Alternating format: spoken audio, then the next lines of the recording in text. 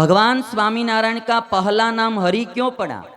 कि जो जो उनका आश्रित होगा उनकी सब पीड़ा हर लेंगे, उनके सब कष्ट को हर लेंगे।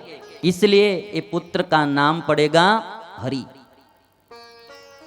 इसीलिए स्वामीनारायण संप्रदाय के अनुयायी कहीं भी अंधश्रद्धा में फंसते नहीं है। उनको पता है कि कर्म की रेख पर मेख मारने वाले केवल एक स्वामीनारायण भगवान है। उनकी शरण में जाना, कहीं अंधश्रद्धा में नहीं फंसना। और ये तुम्हारा पुत्र बहुत लोगों के चित्त को वश में कर लेगा, मन को वश में कर लेगा, इसलिए इनका नाम पड़ेगा कृष्ण। कृष्ण नाम भगवान स्वामीनारायण का भी है। और दोनों नाम जब जुड़ जाएंगे तब एक तीसरा नाम होगा हरि कृष्ण। बोलिए हरि कृष्ण महाराज की जय। जो आज हमारे वड़ताल में विराजते हैं, हरि कृष्ण महाराज।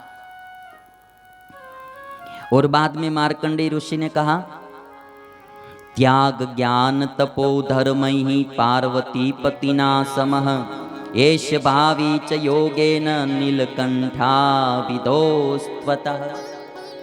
हे धर्मदेव, यह तुम्हारा पुत्र त्याग में, ज्ञान में, तप में और धर्म में पार्वती के पति शंकर जैसे होंगे, इसलिए इनका नाम नीलकंठ भी पड़ेगा।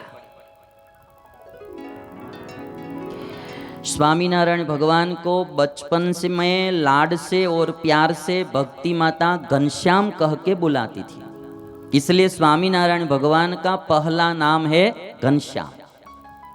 बाद में मार्कंडेय ऋषि ने नामकरण संस्कार किया, तब दूसरा नाम रखा हरि। आश्रित जनों की पीड़ा को हर लेंगे, इसलिए इनका नाम हरि। और अनेक जीवों की चित्त वृत्ति को अपने में खींच लेंगे, इसलिए इनका नाम पड़ेगा कृष्ण। तो पहला नाम घनश्याम, दूसरा हरि, तीसरा कृष्ण और चौथा हरि कृष्ण। और भविष्य में पांचवा नाम स्वामीनारायण भगवान का होगा नीलकंठ। टोटल स्वामीनारायण भगवान के 11 नाम है, उसमें से 5 की बात मैंने की। घनश्याम, हरि, कृष्ण, हरि कृष्ण और नीलकंठ। और मार्कंडेय मुनि ने कहा कि तुम्हारा पुत्र कथा सुनने में पृथु राजा जैसा होगा, भक्ति करने में अम्बरीश राजा जैसा होगा, वैराग्य में सुखदेव जी जैसा होगा, ज्ञान में जनक राजा जैसा होगा, दानवीर में रंतिदेव जैसा होगा और दासत्व भक्ति में हनुमान जी जैसा होगा। इष्ट निष्ठा में, इष्ट देव की निष्ठा में उमा पार्वती जैसा होगा। आत्मज्ञान में कपिल जैसा होगा, गुणग्राही में दत्तात्रेय भगवान जैसा होगा और ज्ञान देने में नारद जी जैसा होगा। मार्कंडेय ऋषि ने भगवान स्वामीनारायण के गुण कहे। और धर्मदेव सुन लीजिए, ये तुम्हारे पुत्र के चरण में 16 चिन्ह है, इसलिए ये तुम्हारा पुत्र भविष्य में अशरण शरण होगा, अनाथों का नाथ होगा, अनेक जीवों का उद्धारक होगा, अनेक पतितों को पावन करने वाला होगा, अनेक जीवों की मुक्ति करने वाला होगा, अनेक संतों भक्तों को सुख देने वाला होगा। इस तरह से मार्कंडेय ऋषि ने कहा।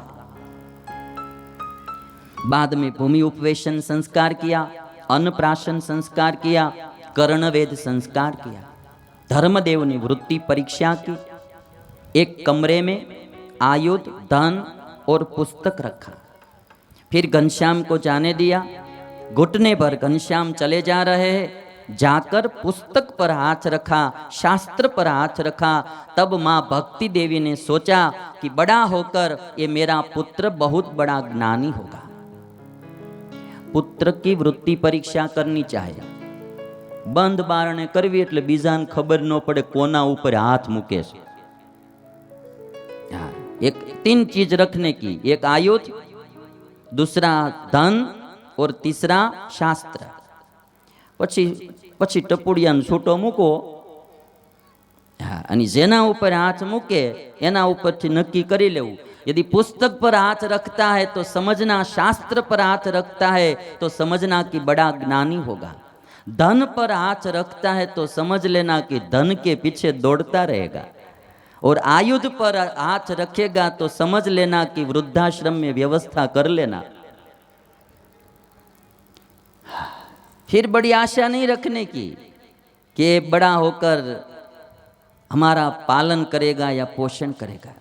तो वृद्धाश्रम में नाम लिखा देना पहले से सबको। आज से आप देख लेना, अभी कोई बच्चा उत्पन्न होता है ना तो परीक्षा कर लेना, एक बार बंद कमरे में करना, अकेले, पता चल जाएगा।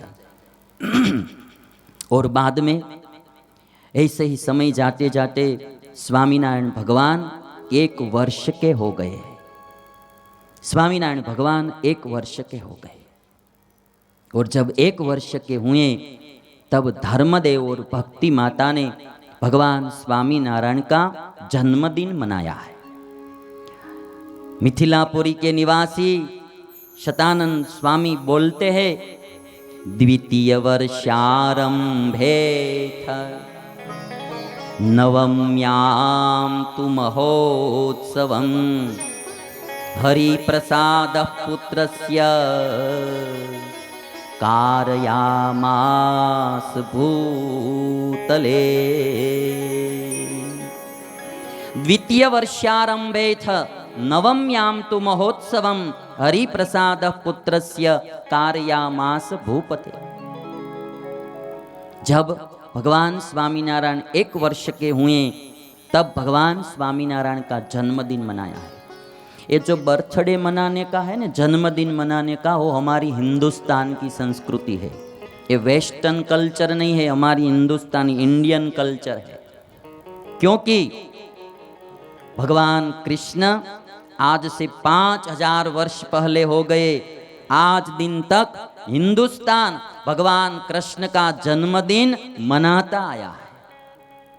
भगवान राम वर्षों पहले हो गए कि हमारा हिंदुस्तान रामचंद्र भगवान का जन्मदिन मनाता आया है। इसलिए जन्मदिन मनाना वो हमारी भारतीय संस्कृति है।